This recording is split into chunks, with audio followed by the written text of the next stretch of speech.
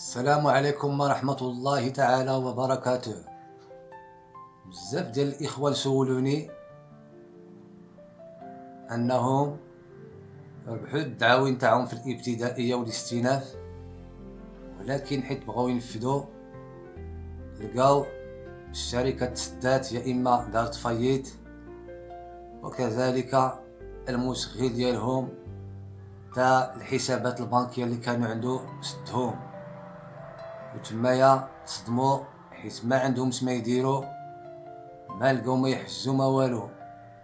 لهذا ارتأيت في هذا الفيديو باش نوريكم واحد الحل قانوني اللي بزاف ديال الناس كيهملوه، الا وهو الحجز التحفظي. هذا الحجز التحفظي ولا بدا خصكم ديروه ولو مازال ما صدر الحكم النهائي. باش نوريكم الطريقه واحسن حجز خصكم ديروه، تبعوا الفيديو حتى الاخر، حيت في الاخر ديالو غادي نوريكم احسن طريقه اللي غتضمنوا بها الفلوس ديالكم الا تحكم الملف في الصالح ديالكم. هاد الطريقه غادي ديروها قبل ما يتحكم الحكم، قبل ما يتصدر حكم نهائي.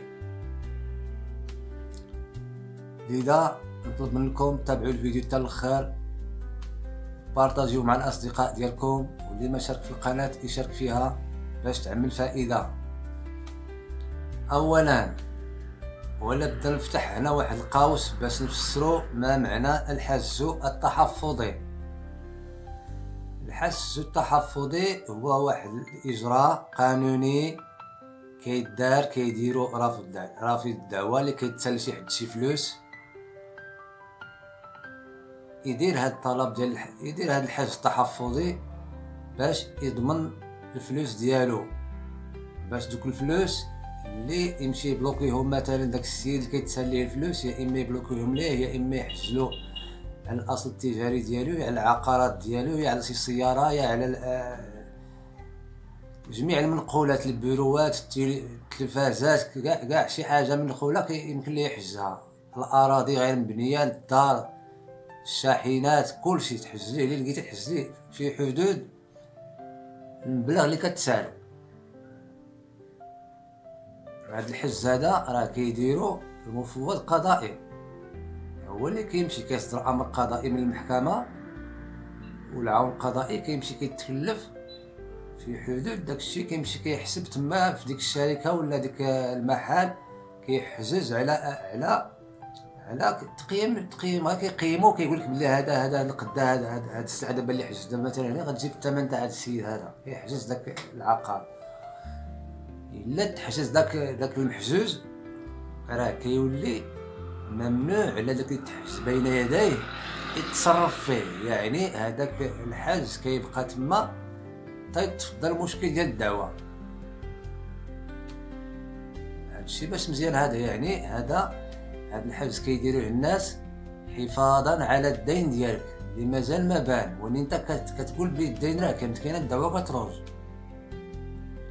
باش داك الحجز كيضمن لك الا مثلا ربحتي الدعوه وفي الاستئناف يمكن لك تحول داك الحجز الى حجز واحد اخر غادي نسميكم سميتو. وراه خصكم تعرفوا بلي راه كاينه بزاف ديال الحجوزات اللي كدار. مثلا كاين حجز مالي مديني لدى الغير، يعني انت مثلا درتي الدعوه في المحكمه الابتدائيه وربحتيها وعندك حكم، وبداك الحكم غادي دير واحد الطلب اجراء حجز مالي مدين لدى الغير في البنكه، واني خصك ولا بدا تقلب على راسك، تقلب على المراد الكونت ديال الشركه فاش خدام، فاش كيحطوا الفلوس ديالهم باش كتخلص، باش كيديروا لك الفيرمون، وخصكم مطور تعرفوا واش فيها الفلوس ولا ما فيهاش الفلوس. ماشي غتمشي تحجز تما وتلقى تما واحد 4000 درهم. تقلب على راسك، الواحد كيقلب على راسو ما كان والو، غادي تمشي دير الحجز على اصل تجاري ديال داك المحل ولا الشركه. عندهم الطوموبيلات بزاف تمشي تحجز عليهم، عندهم شي ارض تحجز عليها، اللي كاين حجز عليه باش تضمن الفلوس ديالك، باش الا تحكم لك الحكم النهائي ما تبقاش تصدع، انت ديجا موجد. هذاك الحاجز التحفظي غتحولو الى حاجز تنفيذي، وتما غادي تعطيهم واحد الاعداد باش يخلصوا ما خلصوا. راه المفوض القضائي غادي يدير ليهم يبيع داك الشيء اللي تحجز، وتما راه هما كيشوفوا داك البيع كيتزيرو كيخلصوا. غير داك تعيين تاريخ البيع راه هما كيتصلوا بك اجي تخلص، كيمشي عام القضاء كيتخلص.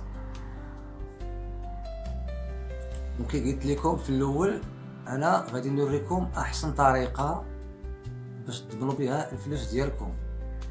كاينه هاد الاولى وكاينه الثانيه. الاولى احسن وحده الا جبتوا الخبر بلي انه داك الكونط بونكير ديالهم راه فيه مبلغ مهم ديال الفلوس يساوي داكشي اللي كتسالو اولا اكثر منه.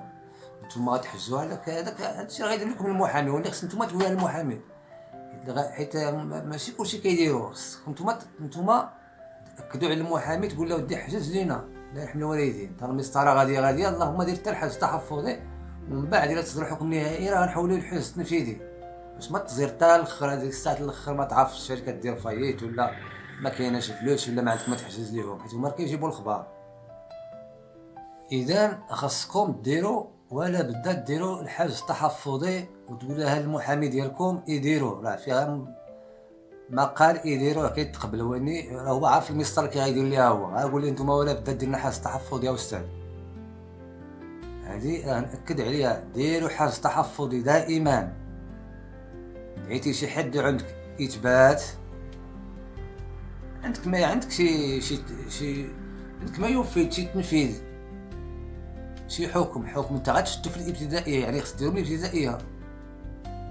هذوك الدعوه وحده اخرى راه موضوع واحد اخر. هذاك الطريط راه عنده الدوسين تاعو، الشكات بوحدهم، الطريطات بوحدهم، الفواتير بوحدهم.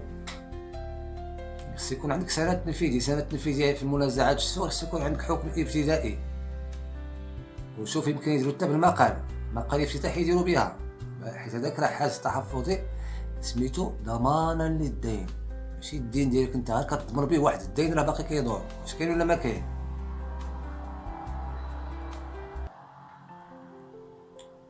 اذا احسن حاجه ديروه الا جبتوا الخبار الكونط بانكير ديال الحساب البنكي ديالو تبلوكيو عليه الا فيه الفلوس. خصكم ولا بدا تقلبوا على الكونط بانكير اللي فيه الفلوس باش تبلوكيو. تما راه الشركه كتبرزط بالمعنى الكلمه. كاين واحد المبلغ غتحجزوا الا كنتو نتوما كنتو عند العمال راه كيتبرزطوا صافي، سديتو لهم الرزق ديالهم من فد 4 ديال اللي تحت تما كتبلوكا. نتمنى يعجبكم هذا الفيديو هذا، بارطاجيوه مع الاصدقاء ديالكم، وكي قلنا شاركوا في القناه لتعم الفائده. والسلام عليكم ورحمه الله تعالى وبركاته.